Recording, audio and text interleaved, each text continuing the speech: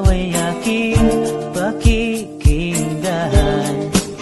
Kahit ano man ang iyong nararanasan, nandito ako't ika'y aking tutulungan. Sandigan ang lakas, tunay na kaibigan, nasa iyo'y nagmamahal. Yan ang tapang mo salita, lagi mong ginagawa mula noon hanggang ngayon. Magpakailanman, kailanman ay di nagbabago ang iyong mga pangako. Magwakas man ang mundo'y mananatili ito. Kahit ano man ang pagsubok ay malalampasan, dahil sinabi mo ikaw ang aking kalakasan. O sa iyong salita'y wala nang makahahadlang.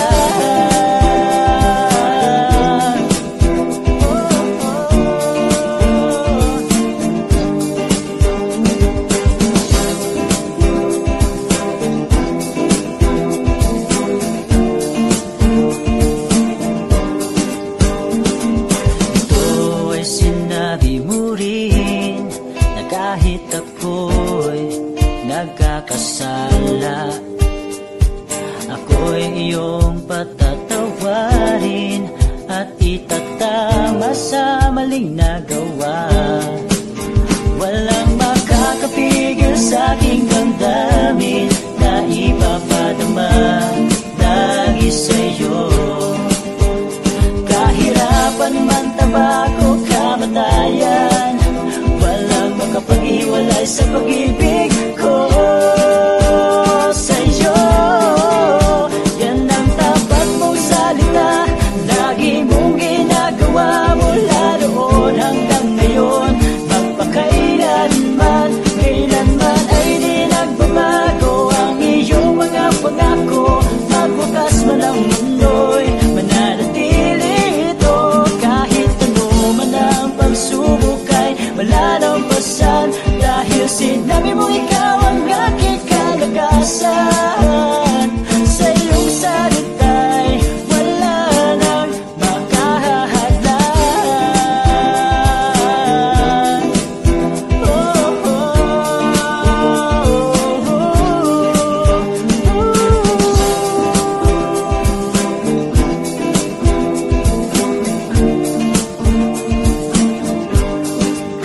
Yan ang tapat mo salita, lagi mong ginagawa mula noon hanggang ngayon. Magpakailanman, kailanman ay di nagbabago ang iyong mga pangako. Magwakas man ang mundo'y mananatili ito.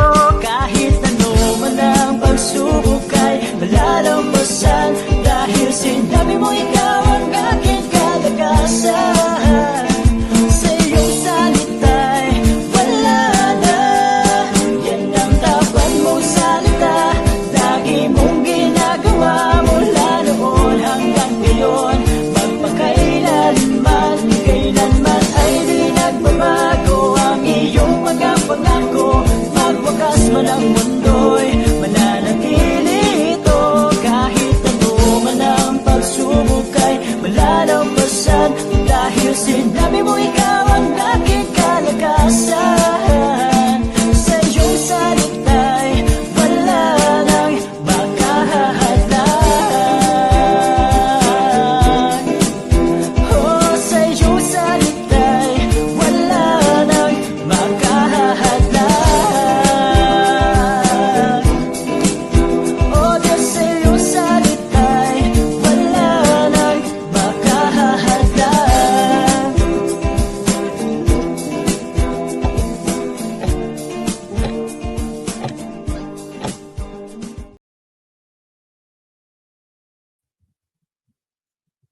Magandang hapon po o magandang gabi po sa bawat isang nakikinig po ngayon dito po sa ating Journey in the Word. So welcome po sa ating day 11. At ngayong hapon po ay inaanyayahan ko po ang bawat isa na tayo po ay sandaling pumikit at manalangin.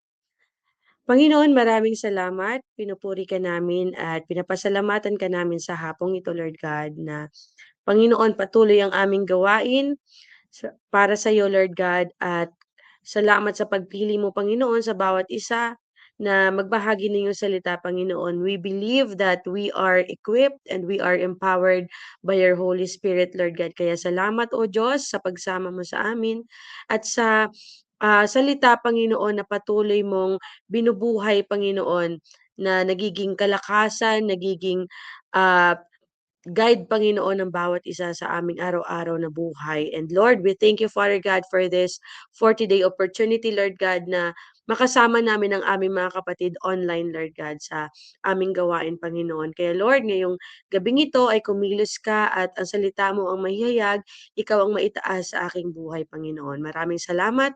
In Jesus' name we pray. Amen. Praise God po ngayong hapon. So, una po sa lahat, maraming salamat po sa ating pagpapatuloy sa gawain ng Panginoon at muli po ako ay si Sister Jillian po mula po sa Acts Pulilan.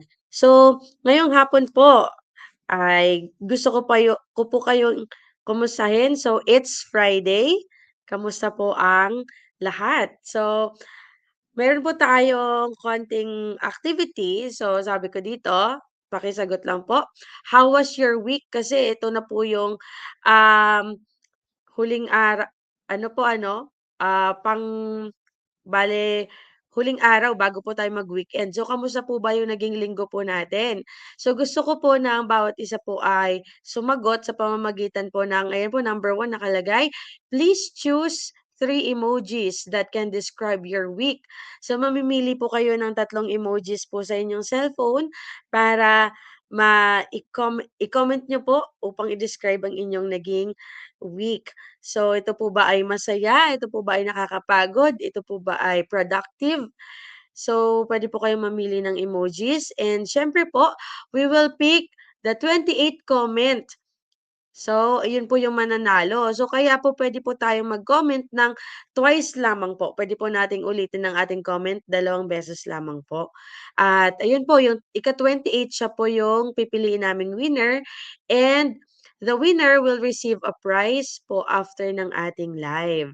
So, gusto ko po sanang malaman kung kamusta po kayo, no?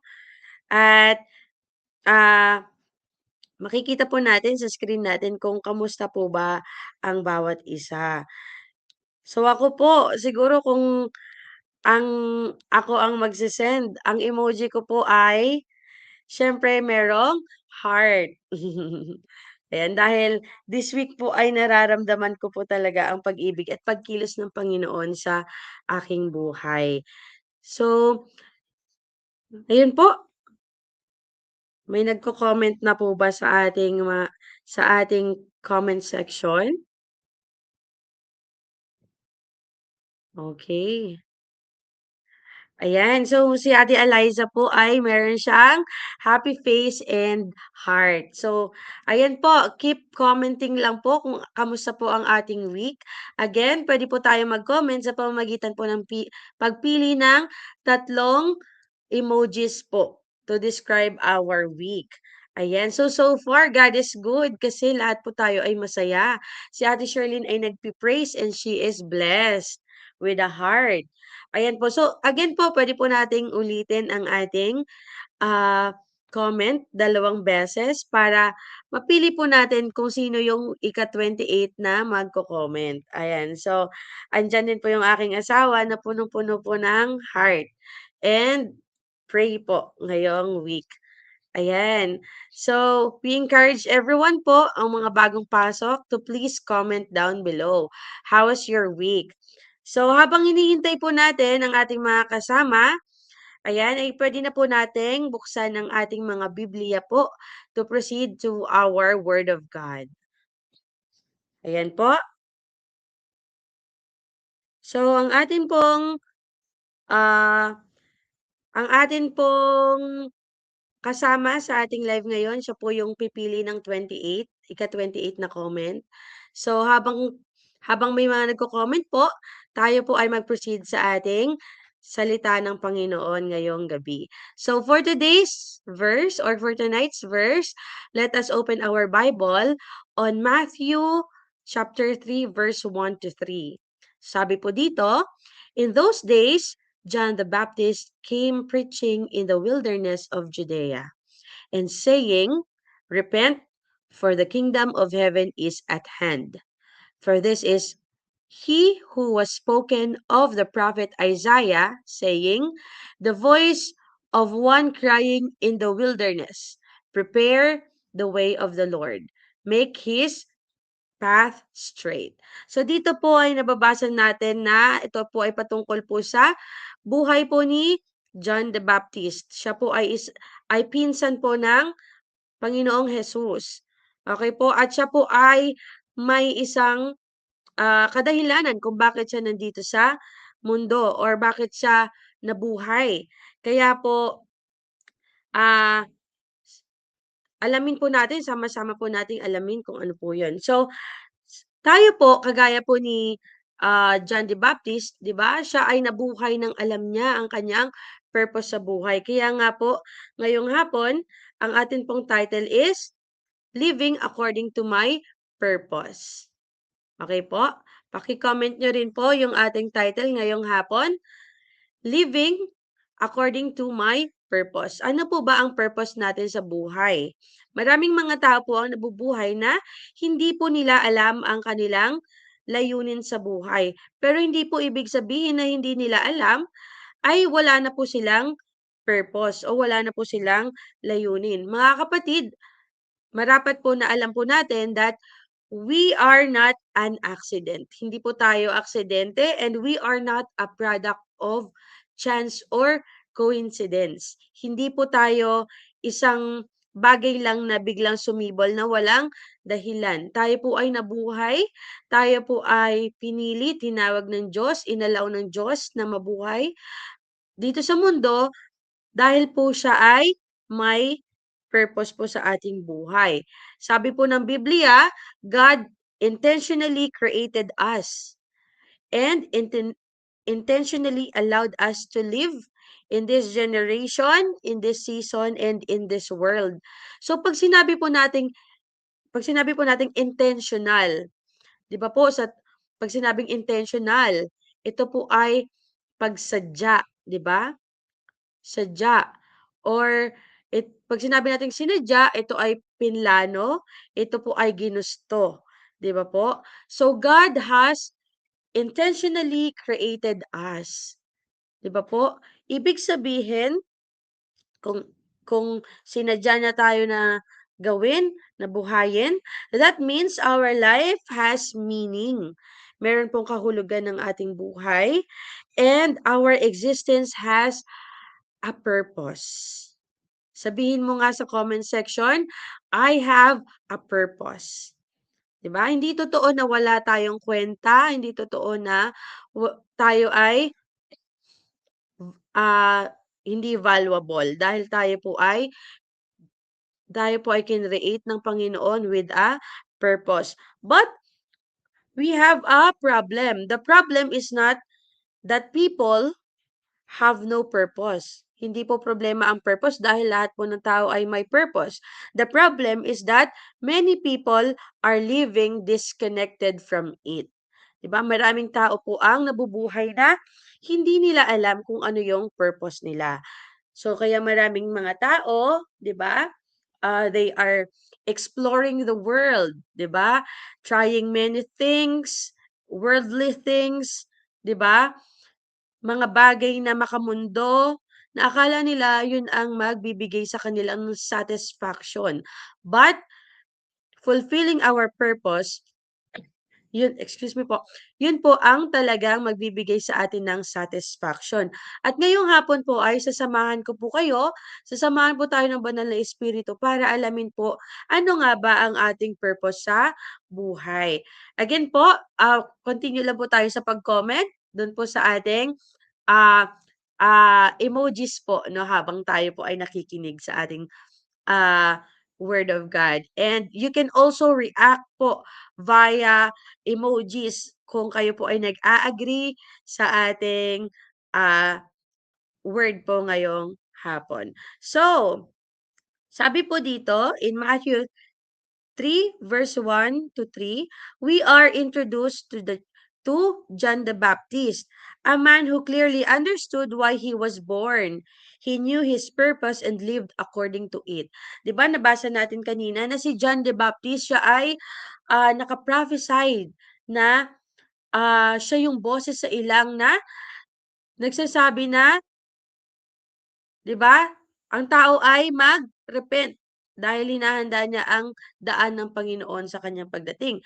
So alam niya na kaya siya nabuhay, ito ay dahil binigyan po siya ng task ng Panginoon na ihanda ang kanyang daraanan.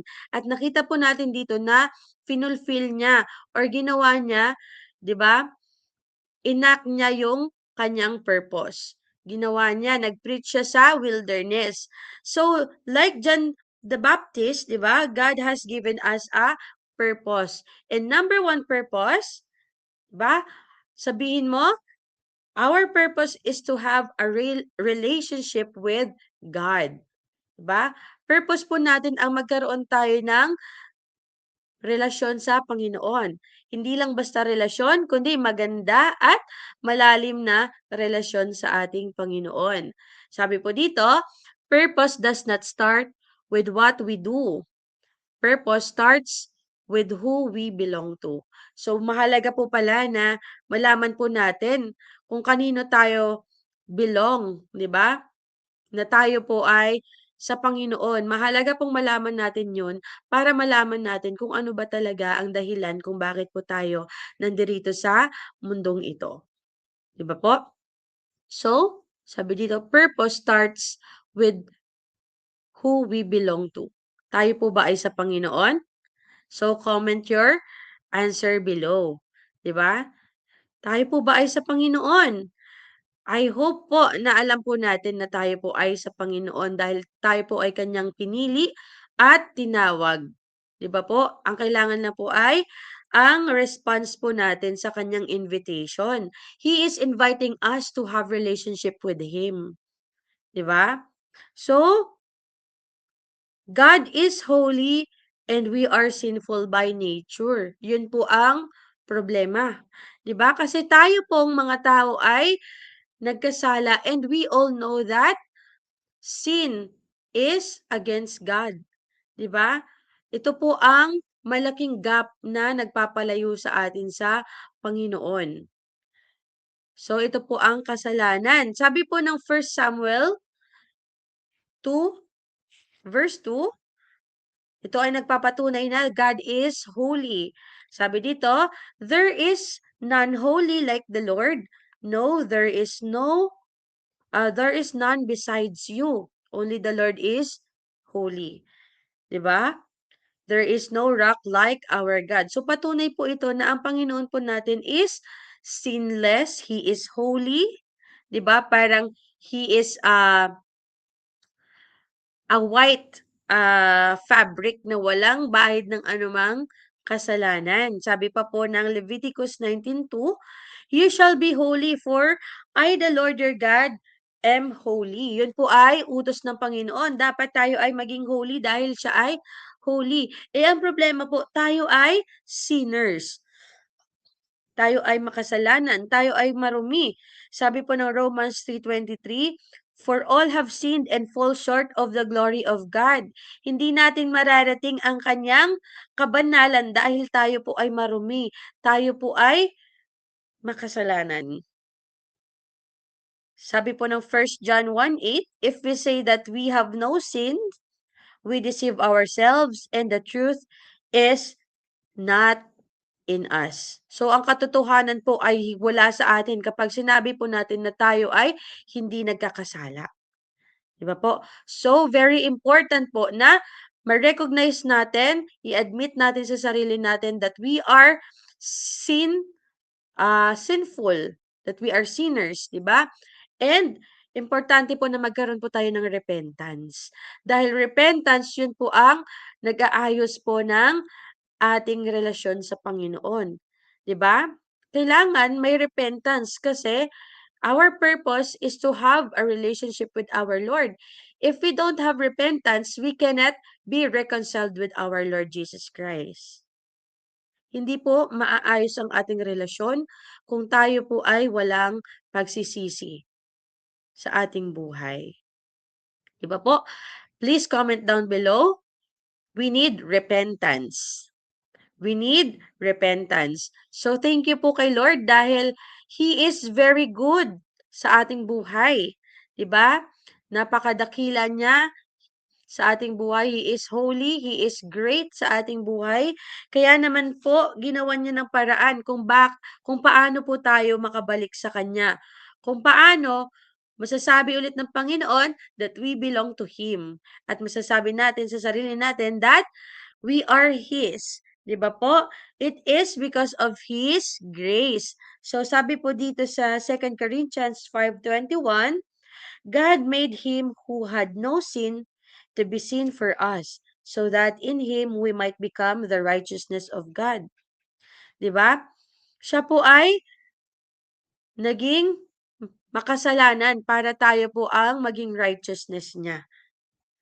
'Di ba po? So, inako niya lahat ng mga kasalanan po ng tao para lang magkaroon tayo ng relationship. Siya na yung nag-abot, siya na yung nagpakababa, um, siya na yung bumaba sa trono niya para lang tayo ay yakapin, para tayo embrace.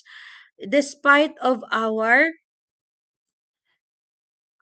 unholiness.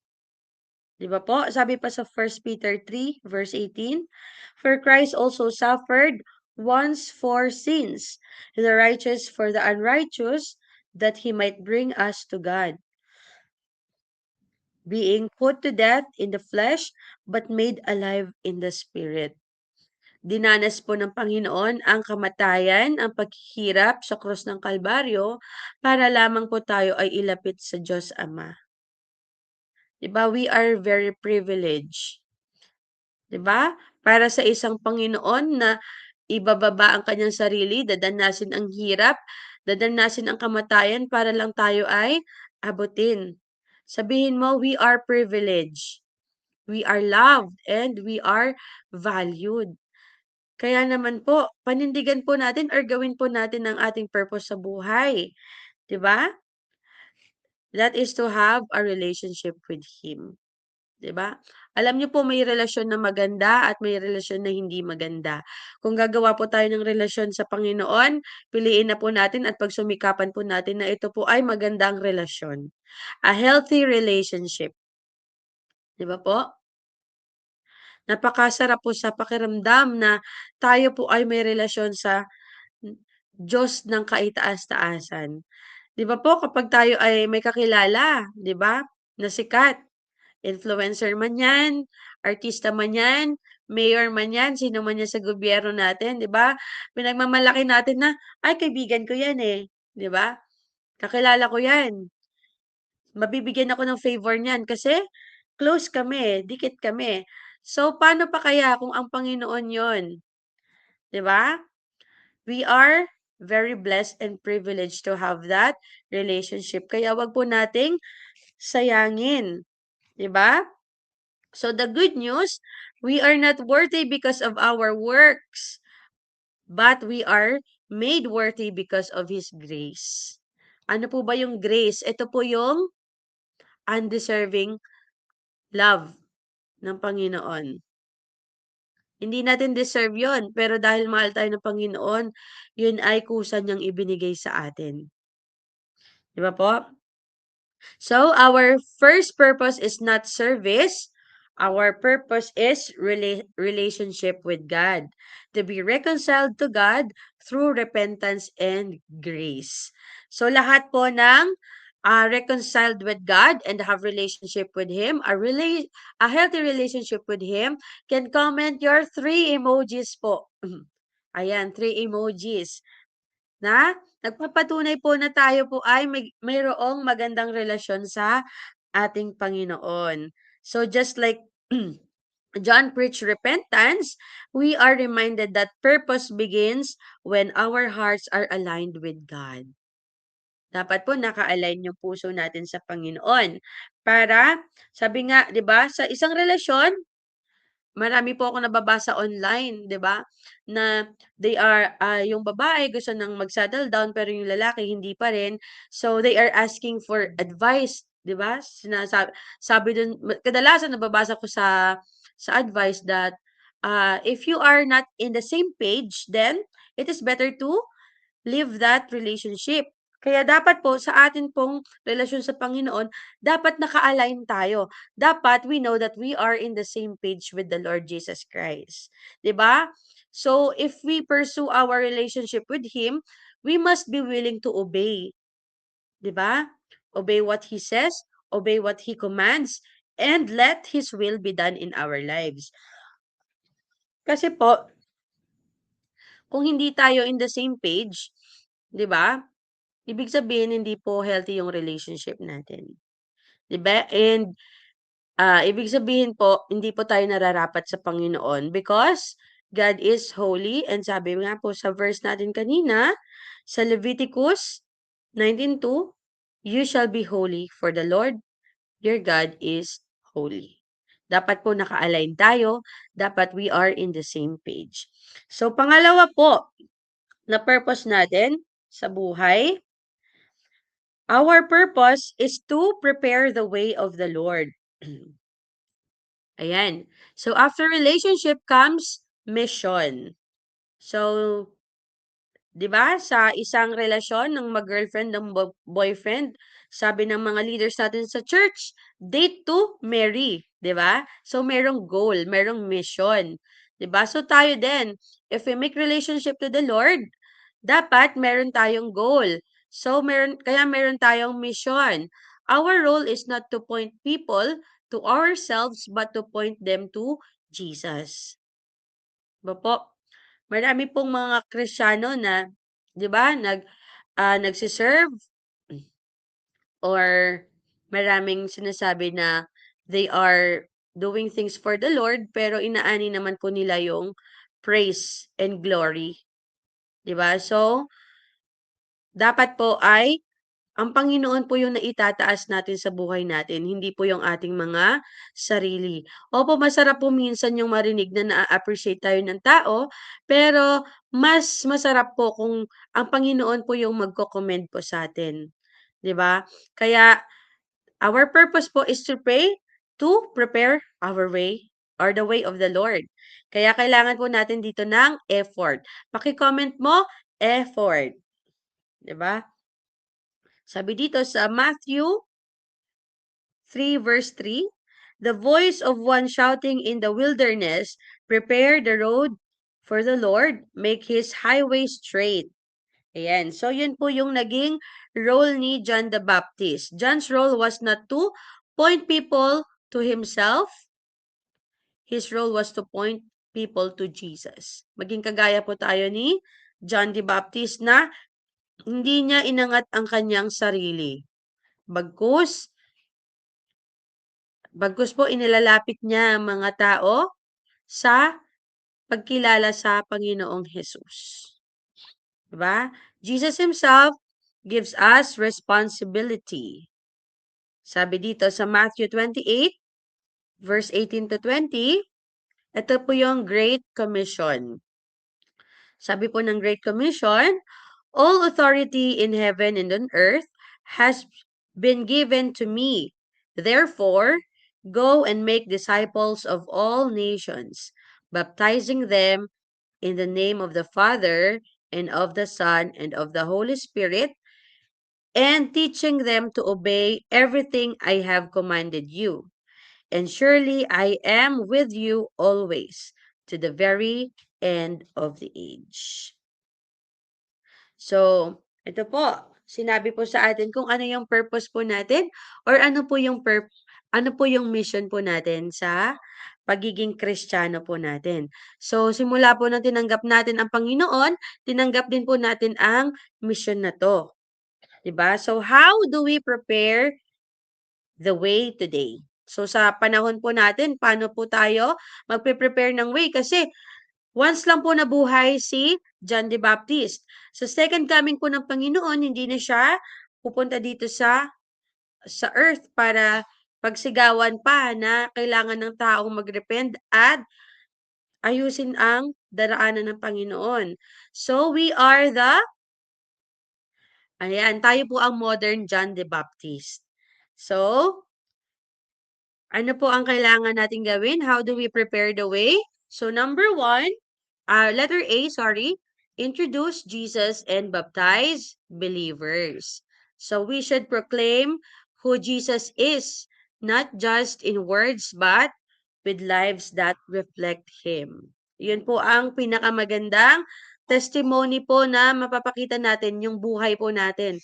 Kahit hindi po tayo magsalita, kahit hindi natin sabihin, yung nakikita ng tao na nagkakaroon po ng pagbabago, ng transformation yung buhay natin, yun po ay magiging way din po na makilala nila ang Panginoon, 'di ba? Magkakaroon sila ng, bakit kaya yung tao na 'to, punong-puno na ng problema, ay magaan lang magdala ng problema, laging masaya, 'di ba? Bakit kaya 'tong tao na 'to, ilang beses ko nang nagawa ng pagkakasala, patuloy pa rin niya akong pinakikisamahan at patuloy niya pa rin akong minamahal, 'di ba? So, yun po yung buhay na dapat nakikita po ng ating ma mga kapatid at ng mga tao na wala pang pagkakilala sa Panginoon. 'Di ba, wala pa tayong ginagawa, nai-introduce na natin si Jesus sa kanila, 'di ba?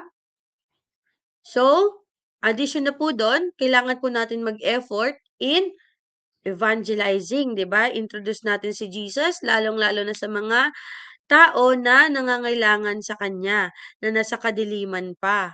'Di ba? And sabi dito, baptized believers. Meron po akong kakilala, hindi po siya pastor, ngunit sa kanyang kainitan po ay nag-baptize po siya ng kanyang napatanggap sa Panginoon, 'di ba? Kung hindi naman po natin kaya 'yon, puwede po nating, i-introduce si Jesus sa kanila, invite natin sila sa church, sa Bible study natin, and ayun po, puwede po natin silang i-invite sa church wherein 'pag tinanggap nila at ninais nila na tanggapin ng Panginoon sa buhay nila, puwede po silang mag-decide na magpa-baptize. So, open po ang ating church para po sa gawain po na 'yan. Ayan po. So, pangalawa po, how do we prepare the way today? Let's make disciples. So, we should be responsible for people who accepted Jesus to make them learn, obey, and grow in Christ. Po, sabi po dito sa Romans 10:14, paano naman sila tatawag sa Kanya kung hindi sila sumasampalataya? Paano sila sasampalataya kung wala pa silang napakikinggan tungkol sa Kanya? 'Di ba po? Yung mga tao na wala pang pagkakilala sa Panginoon, 'di ba? Paano sila makakakilala? Dun po tayo papasok, gawin po natin yung mission natin, gawin po natin yung purpose natin. Our purpose is to make Jesus known. 'Di ba po? Our purpose is to prepare the way of the Lord. Dahil dadating po siya, kailangan nating i-prepare, 'di ba? Sabi ng Panginoon, sa kanyang pagdating nais niya na tayong lahat ay makasama. So bahagi po tayo sa gawain po na 'yon. Meron tayong mission to preach the word of God. So, 1 Peter 3:15, sabi dito, igalang ninyo si Kristo mula sa inyong puso bilang Panginoon. Lagi kayong maging handa, sumagot sa sino mang humihingi ng paliwanag sa inyo tungkol sa pag-asang nasa inyo. 'Di ba kanina, sabi ko, may mga taong napapatanong minsan, bakit kaya yung tao na 'to, sa kabila ng problema ay masaya pa rin siya? 'Di ba, patuloy pa rin siyang lumalaban sa buhay, patuloy pa rin siyang bumabangon kahit na napakabigat ng kanyang sitwasyon, 'di ba? 'Pag may nagtanong sa'yo, grab the opportunity to introduce Jesus, 'di ba? Ito ay hindi dahil sa galing natin, hindi ito dahil sa sariling gawa natin, bagkus ito po ay dahil sa Panginoon. Sabihin po natin, God is our strength, 'di ba? Nakakaya natin ang lahat dahil sa Panginoon. So if they see If people see that our lives is full of hope, 'di ba? Full of love, maa-amaze sila. Sila mismo yung magtatanong, "Anong sikreto mo? Bakit ganyan ka?" 'Di ba? And we can take that opportunity to introduce Jesus to them, 'di ba po?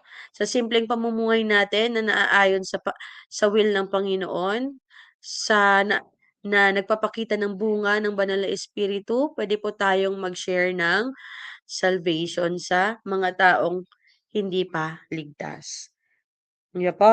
Sabi po sa 2 Timothy chapter 4 verse 2, "Ipangaral mo ang salita ng Diyos, pagsikapin mong gawin iyan, napapanahon man o hindi. Himukin mo at pagsabihan ang mga tao at palakasin ang kanilang loob sa pamamagitan ng matiyagang pagtuturo." Ayan, so kailangan po natin ng atensyon para sa kanila na shinare natin ang salita. Hindi po ibig sabihin na tumanggap na sila, na napatanggap na natin ay pababayaan na po natin. Maganda po na sila din po ay maalagaan po natin. Sabi dito sa verse nating binasa, palakasin natin ang kanilang loob, 'di ba? Pagsabihan at himukin sa pamamagitan ng matiyagang pagtuturo, 'di ba po? So, responsibilidad na po natin sila. Once na napatanggap po natin sila, we are responsible and accountable sa kanila. Kaya po, dahil tinanggap nila ang Panginoon, siyempre image ang Panginoon na nakasalalay diyan. Kung ano man yung mga nagagawa ng mga kapatid natin na hindi tama, ba? Maging open po tayo for discipleship, for correction, 'di ba po? Sa pagtuturo po sa kanila, sa pagtatama sa kanila. At kung tayo din po, tayo po ay tinatama, maging open din po tayo sa pagtanggap. Dahil ang Panginoon po, maaari niya pong gamitin ikaw, ako, yung mga nakapaligid sa atin, yung mga elders natin. Minsan nga po, yung mga mas nakakabata pa, ay pwede pong gamitin ng Panginoon para tayo po ay i-correct. 'Di ba po? Kaya sa atin pong pagmimisyon, 'di ba? 'Pag nalaman ng tao yung purpose nila, bata man sila, 'di ba? May natapos man o wala, pinagkatiwalaan po sila ng Panginoon na kaya po nilang gawin ang mission. Kaya tayo din po ay magpakita rin po ng respect sa kanila at support na magagawa po nila yon sa pamamagitan po ng tulong po ng Panginoon. 'Di ba po? Kasi maraming tao po ngayon, 'di ba? Nagulong-gulo sa buhay nila kasi hindi nila alam yung purpose nila. Kaya tayo po, alam po natin yung purpose natin sa buhay na nagmumula sa Panginoon, kailangan po ay ikalat po natin yon. Ipaalam din po natin sa iba dahil nung ginawa po tayo ng Panginoon, iisa po yung meron po tayong iisang layunin sa buhay. That is to make or to have relationship with Him and to prepare His way. 'Di ba po? Tayo po ay makakatulong po, lalo na po ngayon sa panahon ngayon maraming mga tao nakakaranas ng depression, ng anxiety, because simply hindi nila alam kung ano yung layunin nila sa buhay. So if we introduce Jesus, if we make disciples, makakatulong po tayo to save them spiritually at to save them mentally, 'di ba po, emotionally. Marami po tayong bagay na puwedeng mai-save just by introducing Jesus because Jesus, 'di ba, siya yung sagot sa lahat, 'di ba po? Siya yung solusyon sa lahat. So kung agree po tayo do'n, you can comment po yung tatlong emojis po ng pag-agree sa salita ng Panginoon ngayong hapon. So ngayon pong hapon, ngayon pong gabi sa ating pagtatapos, meron po akong kwento na ibabahagi sa inyo. Alam niyo po may isang lalaki na nagngangalang Mark, lagi niya pong tinatanong ang Panginoon. Sabi niya, "Lord, ano ba yung purpose ko?" Lagi niya sinasabi, he always ask the Lord, "Show me your purpose. Show me your purpose." Paulit-ulit siya. Pinagpi-pray niya, "Lord, pakita mo sa akin ano ba yung layunin ko." And then one day, an opportunity came. He was asked to organize and to clean a small church building. And inassign po siya na mag-organize ng isang maliit na church every morning. So doon po, no audience, no microphone, just dusk and broken chairs lang yung meron, 'di ba? Quiet hallways, walang iba, walang nakakita ng paglilinis niya, walang nakakita nung pag-aayos niya ng church, wala. Kasi walang masyadong attendee. But nung una, na-disappoint siya. Sabi niya, "Lord, ito ba yung purpose na sinasabi mo? Parang I believe ah, I am for something more, 'di ba? Or something greater," sabi niya. Pero despite sa pagrereklamo niya or pagka-question niya sa Panginoon, patuloy siya nagso-show up. Every morning nililinis niya pa rin yung church, pinupunasan niya yung mga gamit sa church, pati yung floor mina-mop niya, nagwawalis siya, yung mga upuan inayos niya, 'di ba? Walang masyadong attendee yung church. Pero finally, dahil naging maayos yung church, naging malinis, very inviting yung ambience ng church. Kaya may mga tao nang uma-attend. And then one day, merong isang lalaki, umiiyak at nilapitan niya. Tinanong niya, "Okay ka lang ba?" Tapos nag-open na yung lalaki sa kanya na he is experiencing depression, he has anxiety, and gusto niya niyang tapusin ang buhay niya. Pero ayun, nag-usap sila, na-introduce niya ang Panginoon at alam mo sabi ng pastor sa kanya, "Bakit ka napunta dito sa church namin?" Sabi niya, "Walang-wala na po kasi akong malapitan. Nang napadaan po ako sa church niyo, naramdaman ko po na parang ang aliwalas po. Sa kabila po ng magulong isipan ko, nagdala po yung church niyo ng kagaanan dahil aliwalas po at napakalinis po ng church niyo." Sabi ng pastor, "Alam mo Mark," sabi niya, "yung ginagawa mo pala ay hindi hindi lang basta-basta." 'Di ba? Hindi siya simple at hindi siya balewala dahil sa ginawa mong paglilinis sa church, may taong na-invite na pumasok. At ngayon tinanggap niya ang Panginoon at na-save na-save siya from suicidal thoughts, 'di ba? Na-save siya from depression, na-save siya from anxiety. So si Mark nagpapasalamat sa Panginoon dahil yung akala niya na maliit lang na bagay na parang minaliit niya nung una, pero ginawa pala ng Panginoon yun na daan para magkaroon ng isang taong maliligtas. So, ano po tinuturo sa'tin ng kwento na yun? Our purpose is often revealed through obedience, not position. Sa pagsunod po natin sa Panginoon, doon po natin nalalaman ang ating purpose. Hindi po natin kailangan na maging song leader, na maging preacher, na maging dancer sa church, na maging kilalang evangelist para lang makapag-share ng word of God or magawa yung purpose natin. The moment po na sumunod tayo sa Panginoon, doon po natin malalaman ang ating purpose. Hindi natin kailangan ng spotlight palagi, 'di ba? So, do'n po sa kuwento, 'di ba, pinrepare ni Mark yung way para do'n sa kaligtasan ng tao, 'di ba? Not 'Di ba? Not all of us will preach on the stage like John the Baptist, 'di ba? But all of us are called to prepare the way of the Lord. So kung ano man po yung ministry natin, 'di ba? Ano man po yung ginagawa natin sa church or para sa Panginoon, whatever ministry we have, 'di ba? Be faithful and obedient kasi that is preparing the way look like today, 'di ba? Hindi 'Di ba sabi ko kanina, tayo yung modern John the Baptist. Hindi natin siya kailangan gayahin na pupunta pa tayo sa ilang para sumigaw na mag-repent yung tao, 'di ba? Ngayon po modern na, 'di ba? Hindi na gano'n yung way na gagawin natin? Ang kailangan na po natin gawin ay gawin po natin yung inatas po sa atin na gawain ng Panginoon.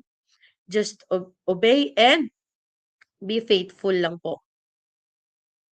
At tayo po ay naghahanda na po ng daan ng Panginoon sa ganong paraan. Di ba po?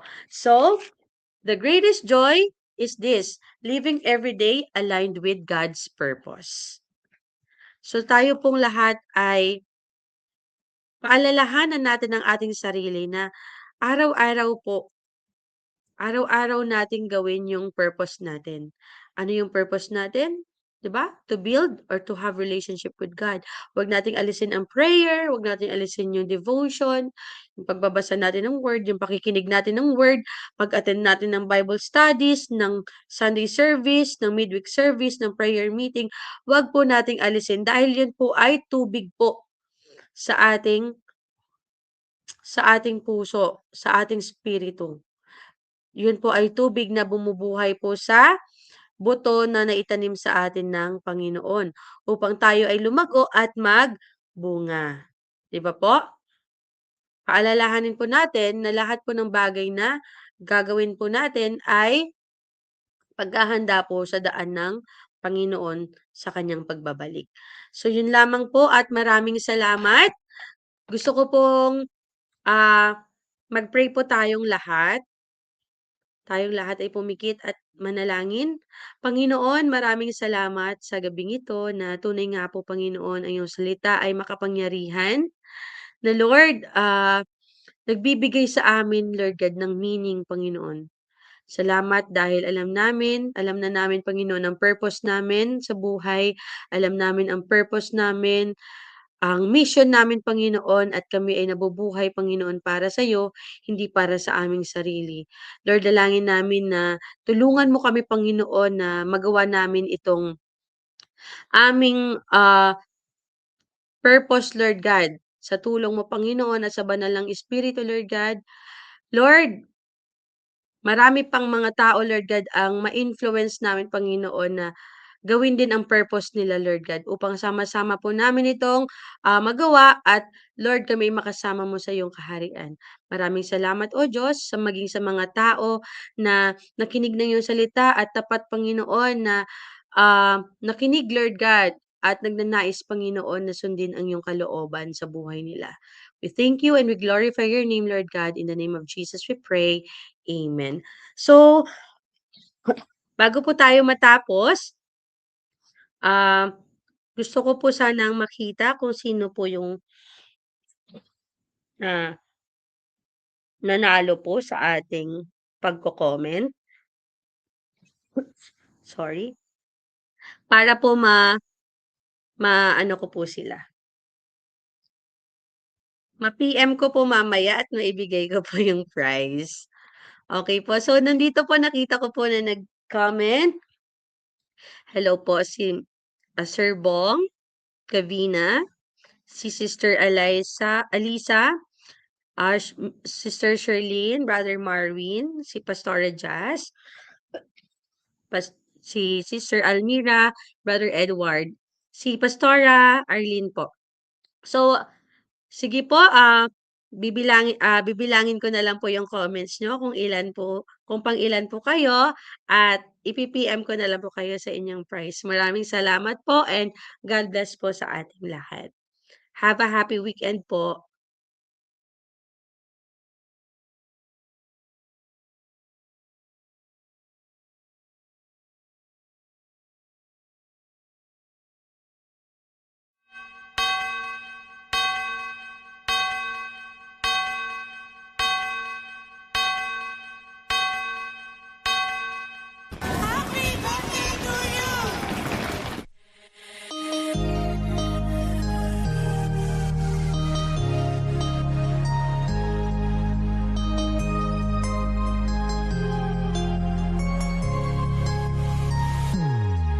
Happy birthday to you. Happy birthday to you. Happy birthday, happy birthday, happy birthday to you. Happy birthday to you. Happy birthday to you. happy birthday, happy birthday to you. Happy birthday to you. Happy birthday to you. Happy birthday, happy birthday, happy birthday to you. Happy birthday to you. Happy birthday to you. Happy birthday, happy birthday, happy birthday to you.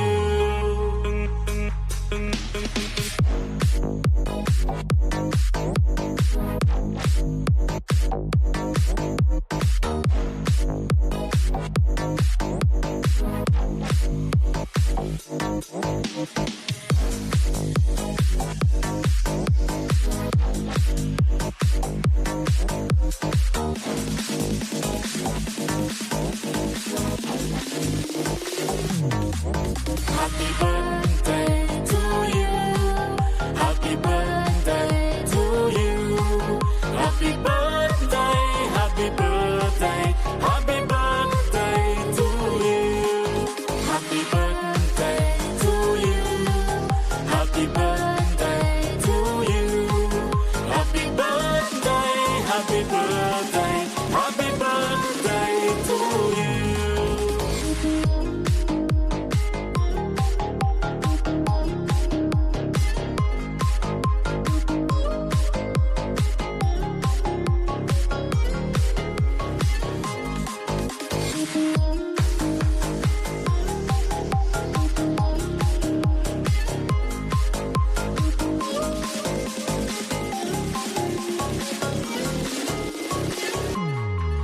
Happy birthday to you. Happy birthday to you. Happy birthday, happy birthday, happy birthday to you.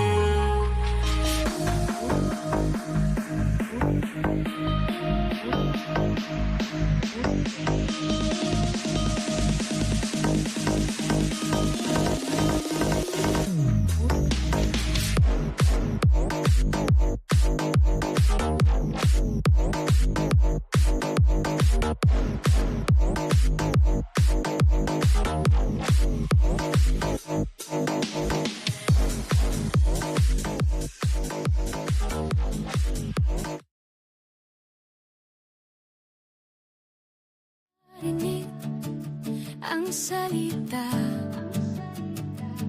marami ng banta, malapit na ang pagdating niya. Kailangan nang marinig ang balita